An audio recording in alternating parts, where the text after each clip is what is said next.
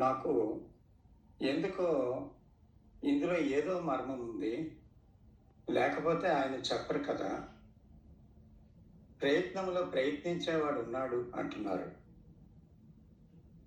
మరి ప్రయత్నించేవాడు లేని జీవితం ఒకటి ఉందంటున్నారు.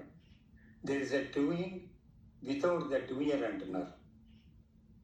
ముందుగా అసలు ఎరుక అంటే ఏంటి? అటెన్షన్ అంటే ఏంటి? తర్వాత చాయిస్‌లెస్ అవేర్‌నెస్ అంటే ఏంటి? ఇది పదే పదే చెప్తున్నారు.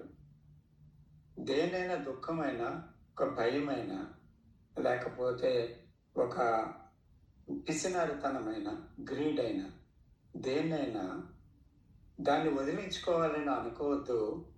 దాని నుంచి పారిపోకూడదు. అది తప్పు, అది రైటు అని సమర్థించవద్దు. దాన్ని ఖండించవద్దు. కానీ కేవలం దాంట్లో అది వచ్చినప్పుడు దాంట్లో ఉండి, అక్కడ అది ఏం చేస్తుంది? ఏ మూలం నుంచి అది పుట్టింది? దాని నడక ఎలాగుంది? అది ఎక్కడికి తీసుకెళ్ళి ఏ పని నీ చేత చేయిస్తుంది? అది ఎలాగా దాని కదలిక జరుగుతుంది అనేది దాని మీద నిలబడి ఒక్క క్షణం కూడా అప్రమత్తత వీడకుండా కరెక్ట్ అలర్ట్‌గా ఉండాలి. సో, అలా ఉండేటప్పుడు ఏం జరుగుతుందంటే ఇమ్మీడియేట్‌గా మీరు ఒక నిశ్శబ్ద స్థితికి చేరుకుంటారు.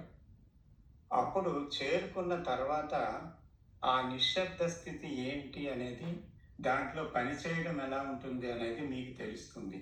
అంతవరకు ఈ పదాలు మాత్రమే. మీరు చేయండి అన్నారు. నేనది గట్టిగా పట్టుకున్నాను.